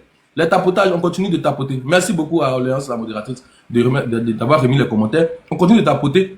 Je vais vous laisser la parole pour dire, moi je suis resté focus parce que j'ai lu cette décision. J'ai même discuté avec certains juristes sur cette décision. Cette décision-là, de la Cour africaine, elle n'était pas applicable en Côte d'Ivoire. On ne pouvait pas l'appliquer parce qu'on devait attendre la décision définitive pour l'appliquer. Parce que cette décision provisoire allait créer le chaos dans le pays. Aujourd'hui, est-ce que quelqu'un pourrait dire qu'on a retiré le nom de Laurent Gbagbo sur la liste électorale? Les mêmes gars qui sont en train de se plaindre aujourd'hui là. Si la Côte d'Ivoire avait accepté la décision provisoire et la Côte d'Ivoire l'avait réalisée, maintenant là, avant les élections là, on faisait comment? Est-ce que vous alliez accepter qu'on retire le nom de Laurent Gbagbo après cette décision là? Vous n'allez pas l'accepter. Vous allez trouver que c'était une décision unique, cynique, qui ne pouvait pas être appliquée. Parce que Laurent Gbagbo ayant vu son casier judiciaire blanchi, mais on ne pouvait plus rien faire. Donc, cette décision voulait tordre le cou à notre constitution, mais c'est pour ça qu'on ne l'a pas appliquée. Et donc, la décision définitive vient confirmer que l'État de Côte d'Ivoire a eu raison de ne pas appliquer cette décision, parce que l'application provisoire de cette décision allait découler sur des faits qui n'étaient plus rétroactifs et donc qui allaient semer le trouble dans notre constitution. Voilà ce que j'aimerais dire et donner la parole à mes invités. On va commencer par Kamaj, tu es monté avant Bloco ou bien c'est Bloco qui est monté avant toi? Non, je suis monté avant Bloco. Ok, Ambe, tu n'as pas encore trouvé l'article là? Ambe. Pas encore trouvé, je suis en train de lire un truc.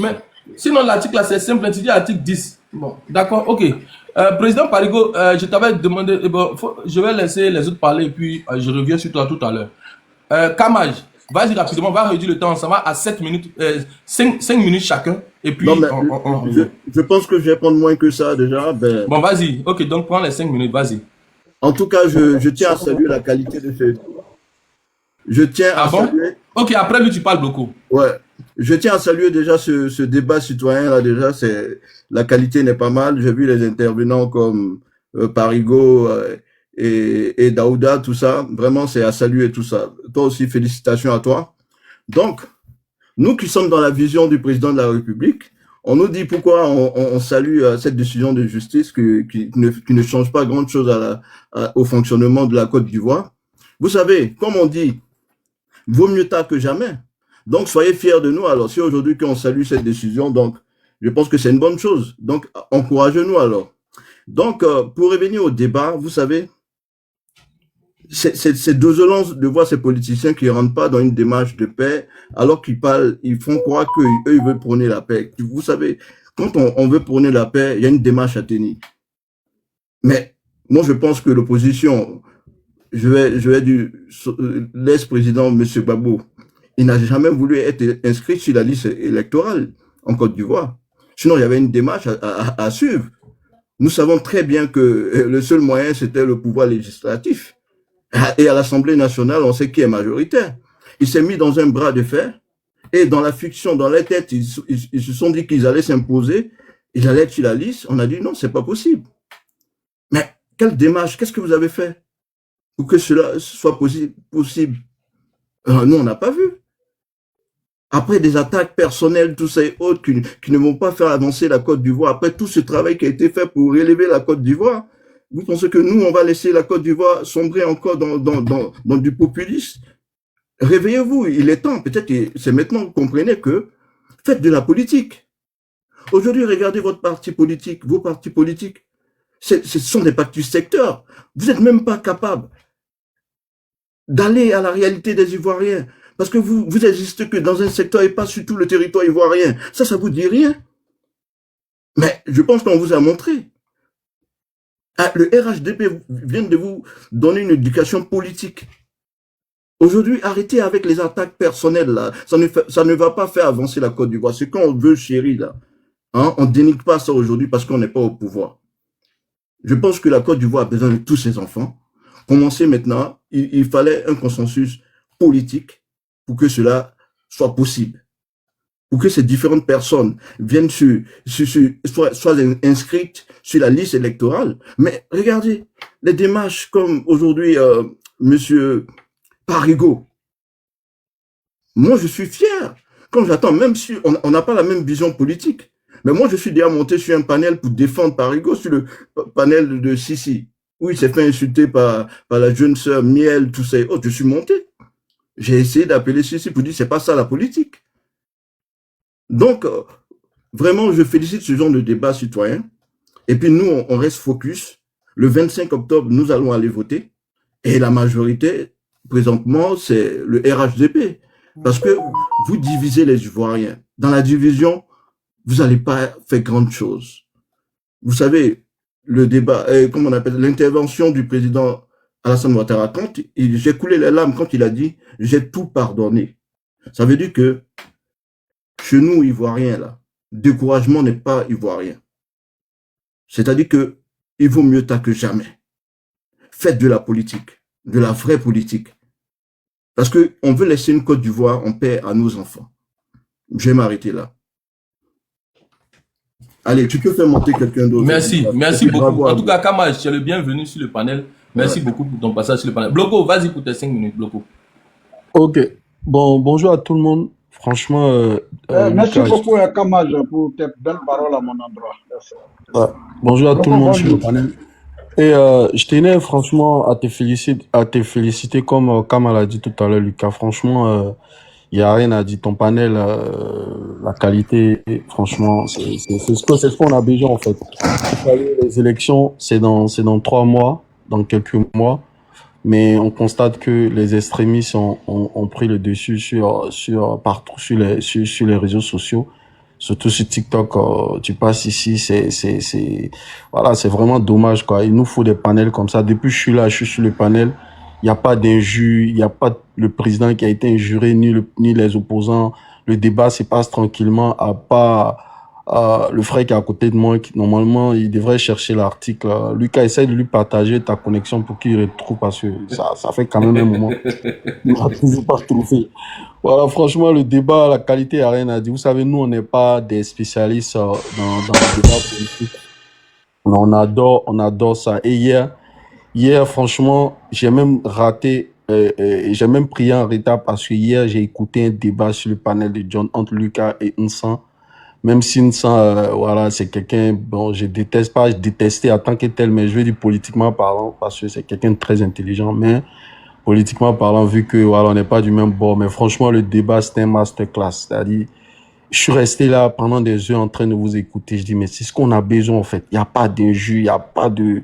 Voilà, c'est ce qu'on a besoin. Mais les débats où des débats, franchement, ou les débats des extrémistes, voilà, ne les laissez pas, franchement, dominer la toile, quoi. Franchement, quand je regarde le panel depuis, c'est-à-dire, c'est toujours les mêmes personnes qui sont sur le panel et les gens sont branchés, ils écoutent. C'est vrai, il y en a, ils ne peuvent pas monter, ils n'ont pas ce truc-là, monter, parler, mais ils écoutent les débats parce que c'est un débat qui est constructif. On essaie de comprendre. On essaie de comprendre voilà, auprès de ceux qui peuvent donner des arguments. Donc, franchement, je tenais à te féliciter. Moi, les débats, c'est pas ma spécialité, mais franchement, j'adore les débats. Et aujourd'hui, on sait que les télés, on ne regarde plus, pratiquement plus. On est tous sur TikTok. On essaie d'écouter les informations, tout se passe ici. Mais franchement, ça fait quand même un moment. C'est que toi, Bloco, tu vas t'empoisonner. Tu vas sur mon TikTok. Non, mais je vais. Ouais, non, mais je vais. Les gens, ils vont t'empoisonner. Non, mais pas si n'importe quel panel. Moi, je ne reste pas longtemps sur un panel, mais si je suis resté pendant près de 1 heure sur le panel de. Si fermé mon. Il dit pardon, sur le panel de Lucas. Bon, si Lucas, c'est pareil, hein, c'est les jumeaux.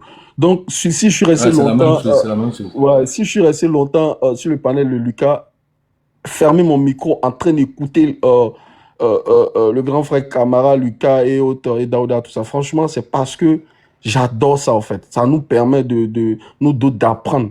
Voilà, moi, les débats politiques, c'est pas ma spécialité, c'est pas mon dada. Mais franchement, Lucas, je tenais à te féliciter. S'il te plaît, aujourd'hui, tu n'as pas travaillé. Essaye d'avoir des jours comme ça. On a besoin de ce genre de débat. Au moins, il n'y a pas de guerre, en fait. Depuis que je suis là, tu n'as pas encore jeté le corps de quelqu'un. Le débat, il est clean.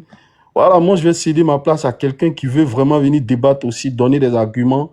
Voilà, pour que, surtout si Nsan est là, s'il écoute le panel, essaye de monter. Parce que moi, j'ai vraiment apprécié ton débat avec Lucas hier. Mais bon, à la fin, je pense que vous n'avez pas terminé vu qu'il y avait du monde. Donc, sur ce, moi, je vais descendre. Et puis, en tout cas, félicitations à toi, Lucas. Merci. Merci beaucoup. On va céder ta place. Il y a Blackis qui dit qu'il va venir déconstruire le panel. Blackis, tu es le bienvenu. Fais ta demande. Les modérateurs, faites monter rapidement Blackis qui va véritablement nous enseigner. Voilà. Merci beaucoup. Donc, qui n'a pas encore intervenu, Vision à Salé, tu étais là, tu es descendu. Vas-y. Mais vous là, laissez mon ancien boss. Okay. Il est venu écouter un peu les prouesses de son ancien militant. C'est pas méchant. C'est mon frère. N'attaquez pas mon ancien boss. N'attaquez pas, c'est mon frère. Vision à Salé. Vas-y, nous t'écoutons pour vous de 5 minutes. Ok. Bonjour, chers grands frères. Bonjour. Et grand frère Daouda. Bon, moi, pour cette décision de la Cour africaine, je pense que c'est de la peinture sur un mur, hein. C'est-à-dire, qu'elle soit aujourd'hui ou pas, bon, la décision était déjà prise par les autorités ivoiriennes. Donc là, c'est venu comme la peinture sur un mur. Mais moi, je pense que les opposants ivoiriens ont tellement facilité la tâche au RHDP que à 4 mois, ils sont plus coincés maintenant. Quand il n'y a pas d'opposition, il n'y a pas de PDCI et de PPACI. Ils ont fait des combats de personnes. Alors qu'en face d'eux, ils ont un candidat qui est habitué au combat de personnes. Et malheureusement, ça n'a pas payé. Parce qu'un monsieur qui a fait 16 ans, qui a été insulté par des combats de personnes, c'est pas aujourd'hui, ça ne lui dit rien. Donc, malheureusement, ils ont perdu ce combat de personnes. C'est pourquoi le PDCI, Au départ, ils ont cru qu'ils étaient forts, mais maintenant, ils ont vu qu'ils ne pèsent pas. Le PPAC aussi, ils ont refusé tous les débats politiques. Depuis 2011, ils ont tout refusé.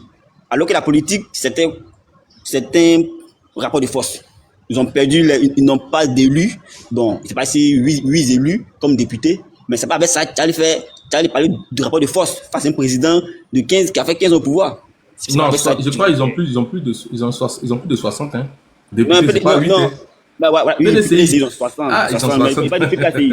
Voilà, PPACI, ils ont 8. 9, je crois. C'est ça. Non, la PPACI, ils ont 9, bien 8 comme ça. C'est pas avec 8 députés, tu as parlé de rapport de force à un président qui a 120 députés. Ça, c'est pas possible.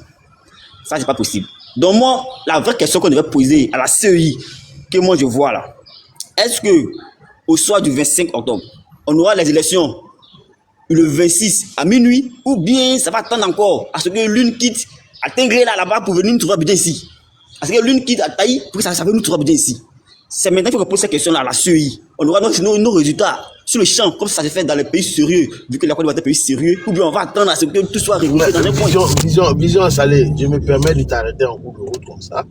Mais tu sais qu'en vérité, dans notre élection en Côte d'Ivoire ici, ce qui se passe, c'est que quand on finit les élections là, à 18h, 19h, chaque QG a son résultat. Mais c'est la mauvaise foi qui nous envoie dans ça là en fait. Chaque QG a son résultat. Mais c'est parce qu'en réalité, la CEI centrale, elle doit compiler tout. Quand elle compile tout là, elle doit donner au fur et à mesure. Voilà. Donc vraiment, je comprends ta posture, je l'entends. Mais il faut aussi demander aux partis politiques d'être un peu honnêtes. C'est ce que je voulais juste dire. Il faut que ces partis-là soient honnêtes.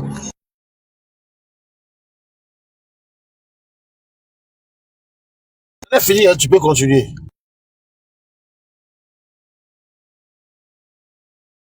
Vision Salé, est-ce que tu es là? Je suis là, Yémi. Vas-y, j'ai remis ton temps. Ok, attendez-moi dans une minute, je descends les escaliers.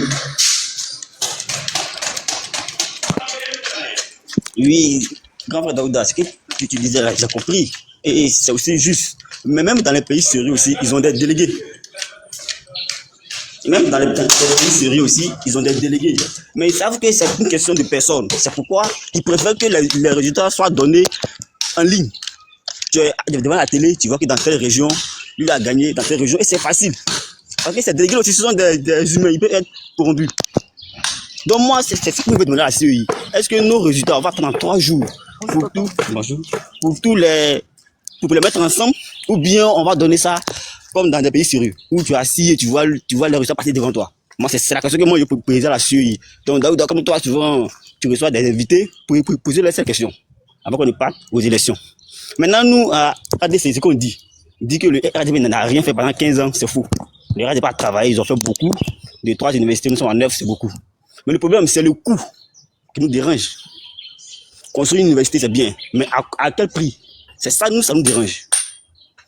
Faire des devoirs, c'est bien bon. Mais à quel prix? Construire des écoles, à quel prix? Voilà, c'est le prix qui nous dérange. Tu ne peux pas venir dire à quelqu'un que je veux construire une école pour toi et tu vas facturer une école primaire à 100 millions. Pourquoi? Une école primaire à 200 millions. Pourquoi? Mais vous n'avez pas construit. Vous n'avez pas construit. C'est de ça qu'il s'agit. Sinon, le RADP a travaillé, mais on suppose qu'en 15 ans, là, ils ont fait l'essentiel. Ils ont fait l'essentiel et ils ont aussi surfacturé. Donc, il faut qu'on passe à autre chose. C'est pourquoi nous sommes dans un état de droit. Moi, je sais que mon candidat, en 5 ans, il ne fera pas mieux que le président Ouattara en termes d'infrastructure. Mais en termes de droit, en termes d'équité, il fera mieux. Parce que le président de la République, en 2010, il avait dit qu'il allait prendre 12 000 milliards comme prêt. Et il a fait. En 15 ans, ça fait 40 000 milliards de dettes. Donc, ça fait 12 000 milliards en 3 fois, ça fait 36 000 milliards. Donc, nous ne sommes pas trop loin. Mais ceux qui devaient mettre ça en œuvre, là, on m'a fait. Ça, il faut qu'on se dise.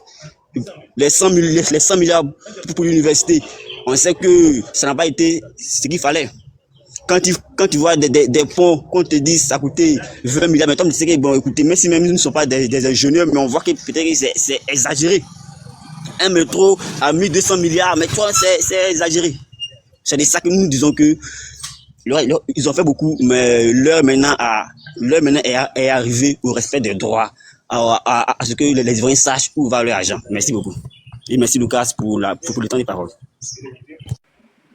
Merci beaucoup. Je vais prendre Blackis à ta place. Il veut déconstruire. Donc, tu restes. Si tu veux remonter, tu fais ta demande.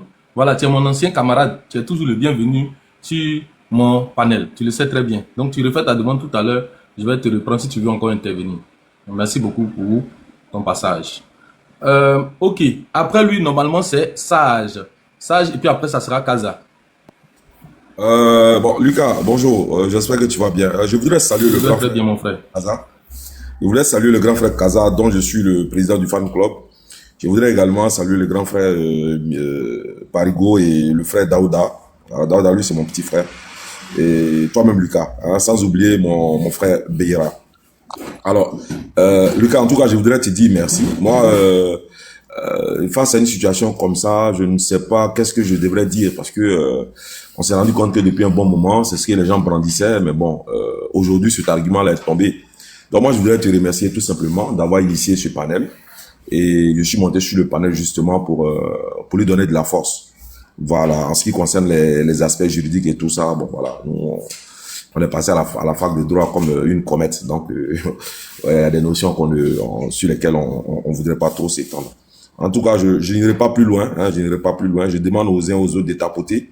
Objectif 200 000 cas, hein, 200 cas plutôt. Donc, il faut tapoter, partager afin que les gens viennent. Nous sommes à un peu plus de 1000 personnes. Il faut partager afin que les gens nous rejoignent pour que les gens viennent déconstruire Lucas, parce que c'est ça l'objectif. On a donné tout à l'heure l'opportunité au frère Ambé, mais bon, apparemment, il est encore en train de chercher le code de procédure pénale ou le code pénal. C'est simple, hein, tu tapes juste dans la barre de recherche, code de procédure pénale ou code pénal de Côte d'Ivoire, ça va apparaître. Voilà, tu peux même voir le journal officiel et tout ça. Donc, on continue de t'attendre. Donc, je demande à ce que les opposants viennent et qu'ils viennent démonter Lucas, Daouda et tous les autres. Et notamment, comment il s'appelle, le vieux père Parigo, voilà, pour qu'on sache véritablement où est-ce qu'ils en sont. Est-ce que c'est parce qu'aujourd'hui ils sont désemparés? Bon, on ne sait pas trop. Bon, merci bien, Lucas. Si tu veux, tu peux prendre ma place, sinon je reste sur le panel pour... Oui, non, reste. Quand je vois la photo du foutou et de la sauce, très bientôt, je viens en Côte d'Ivoire. Donc, je regarde la photo déjà. C'est-à-dire, j'espionne la photo. Tu seras le bienvenu, mon frère. Madame va te faire de très bons photos. Non, dès que je viens là, je passe te rendre visite. Je vais venir. Ça marche, tu appelles juste... Voilà. Tu appelles juste Lucas et voilà quoi. Tu appelles c'est la même chose. C'est la même chose. Okay, merci bien. Quand vous dites ça là, je sais déjà de qui vous voulez parler. Donc je sais que c'est la même chose. Ok, merci beaucoup. Après toi, ça sera donc Kaza. Kaza, vas-y pour ton temps de parole. Ouais, ton deuxième compte, ça là, c'est pas modérateur ici. Désolé, je sais pas. Je dois m'abonner à ton compte d'abord, tout ça. Vas-y. C'est pas grave, t'inquiète. Est-ce qu'on m'attend? Le son est bon. Augmente la voix, même si tu es débat. Bonjour, bonjour Daouda, bonjour fils du noble, bonjour à tous. Bon, moi je crois que franchement, vraiment, ces débats-là, moi je pense que c'est derrière nous, quoi. Honnêtement, hein. Honnêtement, la cour, votre fameuse cour là, c'est pour venir jeter encore de l'huile sur le feu. Franchement, ils prennent une décision provisoire. Et 5 ans après, ils viennent donner le contraire de ce qu'ils ont dit au départ. Et ça rime à quoi, finalement? Ils ont encore manqué l'occasion de se taire. Ça rime à quoi? Aujourd'hui, voilà, ça chauffe la toile. Bon, Lucas a fait son panel, il démontre ses qualités de juriste. Il est content et voilà. Moi, je mets les deux parties dos à dos, hein, que ce soit le PPACI et puis le RHDP. Parce que la première décision, le RHDP était vent debout. Et la deuxième, parce que c'était contre eux, la deuxième, le PPACI était content. Aujourd'hui, la deuxième décision, c'est l'inverse. Donc, moi, je les mets dos à dos. Voilà. Je ne comprends pas pourquoi les membres du RHDP font des panels. Vous dites, vous n'êtes plus dans la cour. Donc, les décisions de la cour, là, ça ne vous regarde pas? Ou bien, en quoi est-ce que ça vous regarde? Vous ne faites plus pas de cette cour. Donc, ils font sortir une décision là. Vous passez votre chemin, et puis maintenant, l'opposition, eux, ils en prennent acte. Là, vous faites des panels pour venir parler de ça. Il faut arrêter avec ça. On vous dit tout simplement, il faut lire le droit en Côte d'Ivoire. Moi, je ne parle même plus d'étudiants Tcham. J'ai dit, et ça, je vais toujours le répéter. Comment se fait-il que quelqu'un qui est dans un groupe d'individus, d'un gang, si on peut les appeler ainsi, le chef des gangs qui est Kone Katina, lui, il joue de tous ses droits et c'est son co-auteur qui ne joue pas de ses droits. Et on divise la peine en deux. une partie 20 ans, le président de la République dit non, c'est pour la cohésion sociale qu'il est gracié. Mais pour la même cohésion sociale-là, il fallait le mettre sur la liste électorale. Non, non, non, non, non, on ne veut pas. Mais tout simplement parce ça donne un sentiment de peur.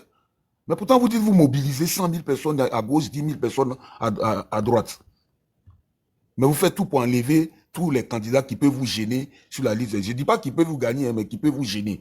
Vous voulez forcément gagner un coup KO. C'est ça le but. Vous voulez forcément gagner un coup KO. Parce que vous savez que si vous partez au deuxième tour, vous avez 0 report de voix. C'est ça qui vous fait peur. Donc, qu'est-ce qu'il faut faire? Il faut passer par des superficies de la justice pour éliminer tous les grands candidats. Et ça, ce n'est pas normal. Ce n'est pas normal. Moi, je te pose une question. Toi, Lucas, mon président, toi qui es ici, moi, j'ai cette question-là que je vais te poser. Qu'est-ce qu'il fait que M. Tidjane Thiam n'arrive pas à avoir son certificat de nationalité? La première fois, on dit que c'est suspendu. Quand on vous a dit ici que c'est refusé, vous dites non, c'est suspendu. C'est refusé, non, c'est suspendu. Bon, ok, d'accord. Parce qu'il y avait un procès en cours. Le procès, il est terminé. Comment se fait-il que ce monsieur n'a pas son certificat de nationalité? Est-ce que tu peux m'expliquer ça? Je fais mon micro. Mais Kaza, toi, tu connais ma position. Je ne sais pas si tu veux encore poser la question devant les gens, mais tu connais ma position, elle est claire. Moi, j'ai toujours dit dans le débat là, moi j'ai dit la réintégration de la nationalité ivoirienne n'est pas automatique.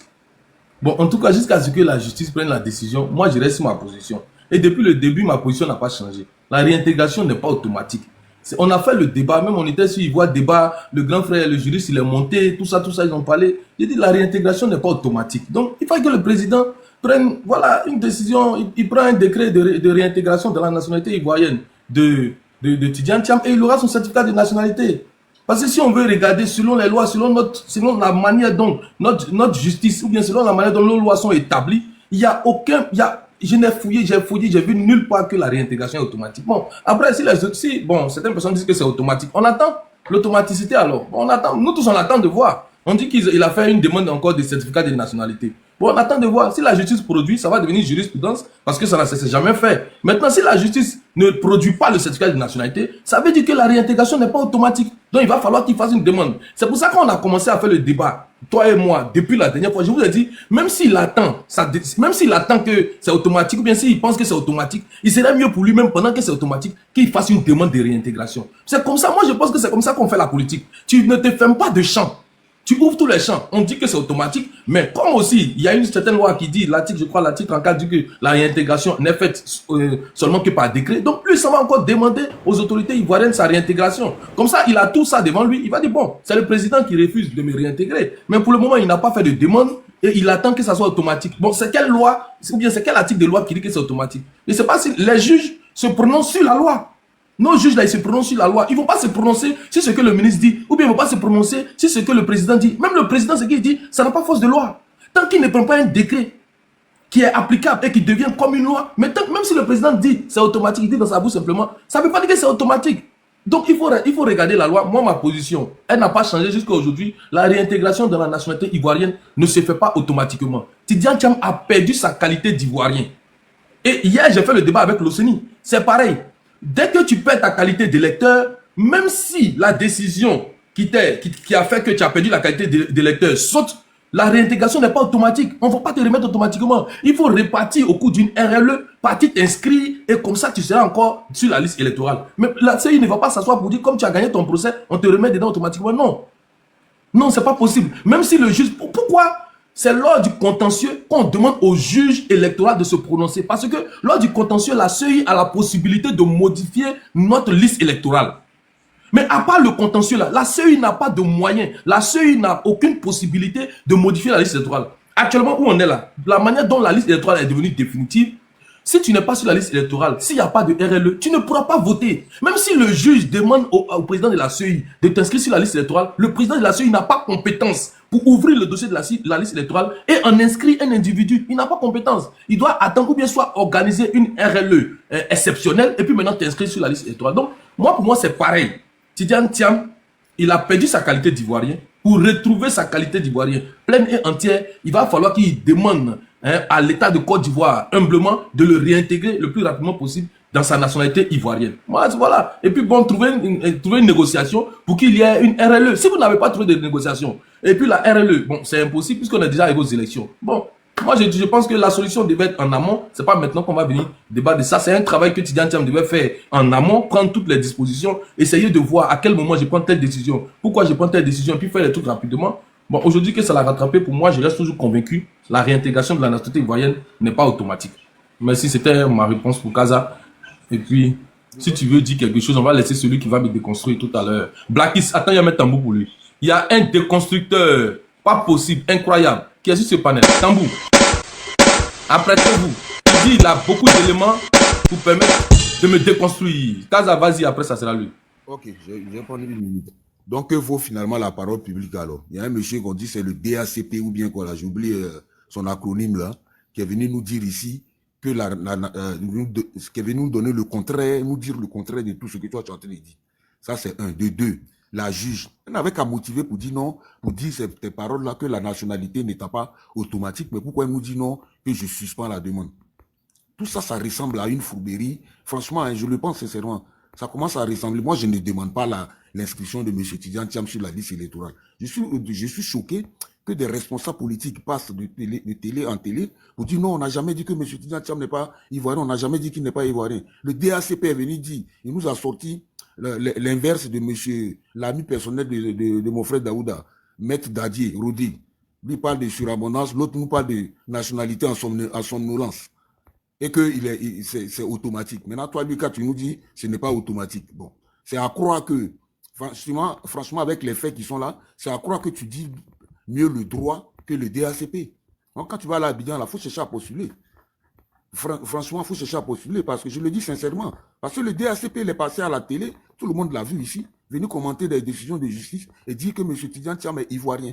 Il est automatiquement ivoirien. Maintenant, toi, tu me dis que comme on appelle ça, la nationalité, la réintégration n'est pas automatique. Et au vu des faits, c'est toi qui as raison. Et ça, c'est vraiment désolant. Merci à toi de m'avoir donné la parole, en tout cas. Merci, Kaza. Merci beaucoup. Blackis, vas-y, tu veux combien de minutes pour me déconstruire? Attends, je vais commencer d'abord. Laisse-moi commencer parce que j'ai faire perdre mes moyens. Hein, donc, bonjour à tous. Hein, bonjour à Kaza. Lucas, c'est ça, hein, Lucas? Bon, pour être sérieux, j'ai pas d'armes. J'ai pas d'armes contre toi. Je pense que tu m'as bluffé plutôt. Et je vais, avant de commencer, je vais d'abord répondre à deux personnes qui ont parlé et puis vous dire pourquoi j'interviens.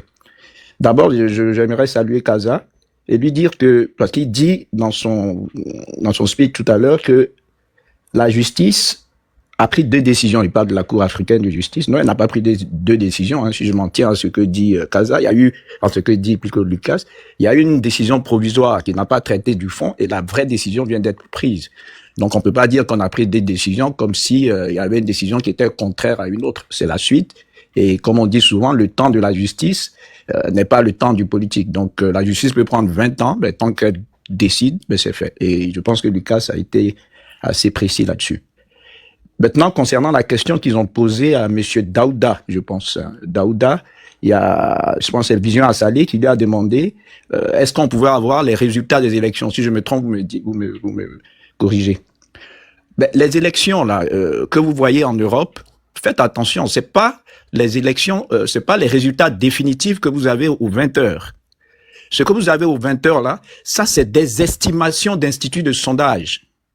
Les résultats définitifs, vous les verrez 2 ou 3 jours après. Et pour ceux qui sont en France, vous verrez que même les résultats à partir des sondages, vous pouvez l'avoir dans le journal belge. Il y a un journal belge qu'on appelle Le Soir. À partir de 15h, 16h, ils font leurs estimations. Ce que vous avez là sont des estimations d'instituts de sondage. C'est pas des résultats officiels. Les résultats n'interviennent que 3 jours après. Sauf que ces instituts-là ont la crédibilité de prononcer. On s'est rendu compte que entre leurs estimations et les résultats finaux qui, eux, n'interviennent que 48 heures, voire 72 heures après.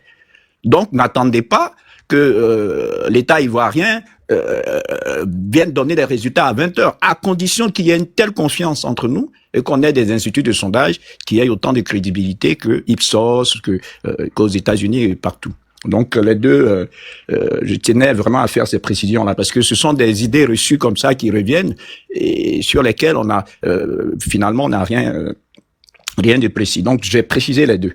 Sinon, dans aucun pays au monde, vous n'avez les résultats définitifs d'une élection le même jour. Non, c'est une forme de consensus qui permet aux instituts de sondage de faire des projections sur la base des sorties des urnes. C'est des statistiques que vous avez à 20 heures. Bon, il n'y a pas trop de différence non plus avec les résultats finaux. Quand j'ai dit ça, je reviens maintenant pour dire à Lucas que je tiens vraiment à vous tirer mon chapeau. Je le dis d'autant plus que, c'est pas pour vous amadouer, mais c'est pour dire que quand je vous écoute, c'est pas la première fois que je vous écoute, je me dis que vous êtes dans l'ère du temps. Vous voyez, vous êtes dans l'ère du temps. Parce que le temps dans lequel le président Ouattara nous a mis, de par sa politique, vous voyez qu'il n'a pas besoin de vous faire des cours de politique, mais vous allez suivre. C'est ça la théorie du ruissellement. Il y a beaucoup de gens qui parlent de la figure d'intellectuel. Ah ben je suis un intellectuel, il sait écrire, lire, il parle bien français. Mais le fond, quand vous les lisez, il y a un tel vide dans ce qu'ils disent que vous êtes parfois écœuré de discuter avec eux. Et ceux-là, vous les retrouvez beaucoup dans l'opposition. Mais aujourd'hui, c'est qui remplace la figure de l'intellectuel dans ce nouveau type de politique-là? Ben, c'est l'expert. C'est celui qui va sur les détails. Et qu'est-ce qu'un expert? C'est celui qui a certes la compétence, mais qui a aussi l'expérience, qui a une connaissance technique des choses. Et ce que fait Lucas là, c'est aller, mais de manière totalement rationnelle, je dirais même surplombante, d'aller prendre des choses, d'aller voir les textes. Mais un type comme ça, moi je me dis que j'allais les déconstruire. Je peux pas, je suis pas fou. Je suis pas fou parce que je n'ai pas les connaissances qu'il a. Je n'ai pas les connaissances techniques.